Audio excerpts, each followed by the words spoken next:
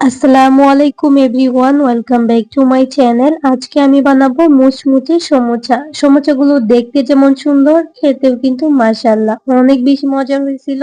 আজকের এই সমোচাগুলো কিন্তু আমি ঘরে তৈরি শীট দিয়ে বানিয়েছি। দেখেন কতটা সুন্দর হয়েছে, বোঝাই যাচ্ছে না। অনেক বেশি মজা করে একদম কম সময়ে কিভাবে ভিতরের ফিলিংটা তৈরি করবেন সেই রেসিপিও থাকছে। সমোচাটা একদিন একটু বেশি করে বানিয়ে ফ্রোজেন করে রেখে দিলে 4-5 মাস অনায়াসে খেয়ে নিতে পারবেন। রোজার মাসে ইফতার, বাচ্চাদের টিফিন বলেন বা বিকেলের নাস্তায় এটা কিন্তু খুবই মজাদার একটা খাবার। তাহলে চলুন আর দেরি না করে দেখে আসি আজকের এই মিনি সমোচার রেসিপিটা। আজকে কিন্তু আমি সমোচার পুরটা রেডি করে নিব। তার জন্য একটা মিক্সিং বোল নিয়েছি, তার মধ্যে 1 কাপ দিয়ে দিচ্ছি পেঁয়াজ কুচি। পেঁয়াজটাকে একদম মিহি করে কুচি করে নিয়েছি। তারপর সমোচার শীটগুলো যে বানিয়েছিলাম, সাইডের অংশগুলো ভেজে রেখেছিলাম, ওটা 1 কাপ দিয়ে দিচ্ছি। 1 কাপ দিয়ে দিচ্ছি চিকেন। এই চিকেনটাকে আগে থেকে লবণ, পানি, আদা রসুন বাটা দিয়ে সিদ্ধ করে ঠিক এভাবে ছাড়িয়ে নিয়েছি। এটা একদম উঁচু উঁচু করে 1 কাপ দিয়ে দিচ্ছি। এখন এখানে কিছু মশলা অ্যাড করব। সমোচার ভিতরের পুরটা রেডি করতে তেমন কোনো মশলা লাগে না। আমি এখানে দিয়ে দিচ্ছি চাট মশলা 1 টেবিল চামচের মতো, চিনি দিয়েছি 1/2 চামচ।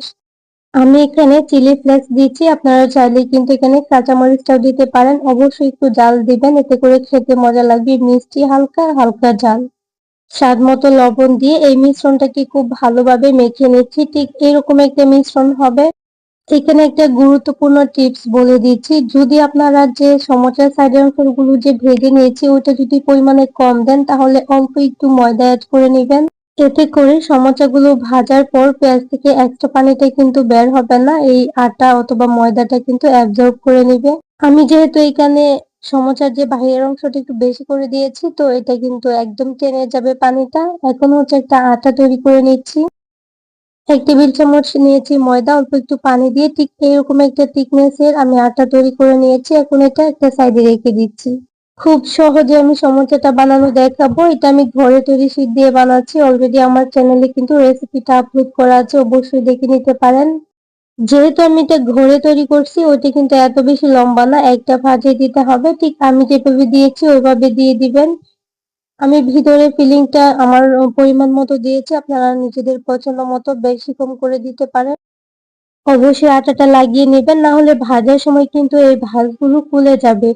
তো সমোসা বানানোটা কিন্তু খুবই সহজ। আমি আশা করছি সবাই বানাতে পারবেন। আমার এই রেসিপিটা দেখার পর সবগুলো বানিয়ে নিয়েছি।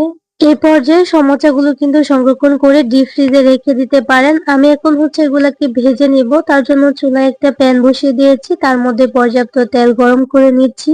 সমোসাগুলো দেওয়ার আগে তেলটাকে খুব ভালোভাবে গরম করে চুলা আঁচটাকে মিডিয়াম করে আমি এগুলাকে ভেজে নিচ্ছি। এগুলো কিন্তু খুব দ্রুতই ক্রিস্পি হয়ে যায়।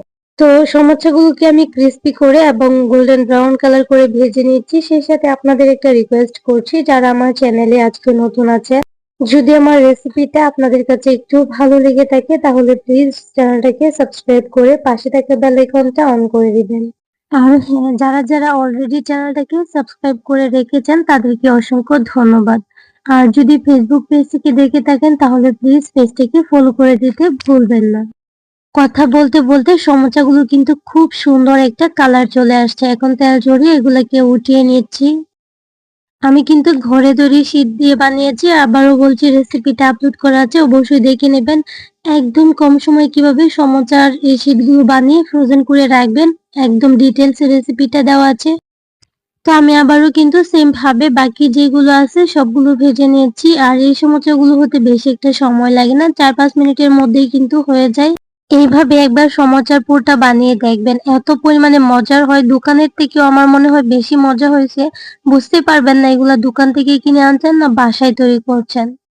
সবগুলো সমোসা কিন্তু আমি এভাবে ভেজে নিয়েছি। আর এবার হচ্ছে আমি একটা সমোসা আপনাদেরকে ভেঙে দেখাবো এই সমোসাটা কতটা ক্রিস্পি হয়েছে, আর ভিতরের ফিলিংটা মাশাআল্লাহ খেতে জাস্ট অসাধারণ হয়েছিল। আর আজকের রেসিপিটা আমি একদম সহজ ভাবে, এর থেকে সহজ আমার মনে হয় কোনো রেসিপি হতে পারে না, এভাবে বানিয়ে দেখিয়েছি। আপনারা একবার ট্রাই করবেন, দেখবেন দোকান থেকে আর সমোসা কিনে খেতে মন চাইবে না। একদিন একটু বেশি করে বানিয়ে রেখে দিবেন ফ্রোজেন করে। 2-4 মাস তো বাচ্চাদের টিফিনের জন্য আর টেনশন করতে হবে না, বা বিকেলের নাস্তার জন্য। তাহলে আজকের রেসিপি এই পর্যন্তই। সবাই অনেক অনেক বেশি ভালো থাকবেন, সুস্থ থাকবেন। আল্লাহ হাফেজ, আসসালাম।